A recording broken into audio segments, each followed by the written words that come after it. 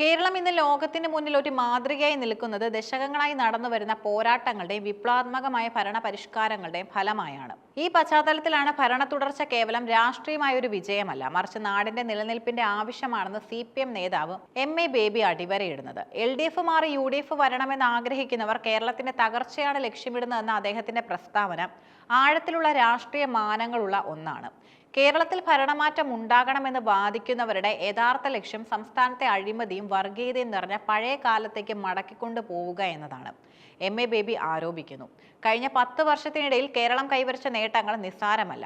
പ്രളയം, മഹാമാരി, സാമ്പത്തിക പ്രതിസന്ധികൾ എന്നിവയെ അതിജീവിച്ച് കേരളം മുന്നേറിയത് ആസൂത്രിതമായ ഭരണ നിർവഹണം കൊണ്ടാണ്. ഭരണമാറ്റം എന്നതുകൊണ്ട് ഉദ്ദേശിക്കുന്നത് ഈ വികസന തുടർച്ചയെ മുറിക്കുക എന്നതാണെങ്കിൽ അത് നാടിനെ നശിപ്പിക്കലായിരിക്കുമെന്ന് അദ്ദേഹം മുന്നറിയിപ്പ് നൽകുന്നു. ഇടതുപക്ഷ മൂല്യങ്ങളിൽ വിശ്വസിക്കുമ്പോഴും ഭരണ തുടർച്ച ജനാധിപത്യത്തിന് നല്ലതല്ലെന്ന് വിശ്വസിക്കുന്ന ഒരു വിഭാഗം സാംസ്കാരിക പ്രവർത്തകർ കേരളത്തിലുണ്ട്. ഇവരുടെ നിലപാടിനെ MA ബേബി കർശനമായി വിമർശിക്കുന്നു.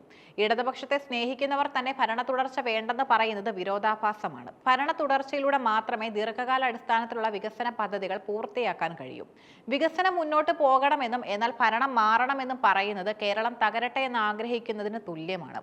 ഒരു സംസ്ഥാനത്തിന്റെ വികസനത്തിൽ ഭരണപക്ഷവും പ്രതിപക്ഷവും ഒത്തുചേർന്ന് പ്രവർത്തിക്കേണ്ട മേഖലകളുണ്ട്.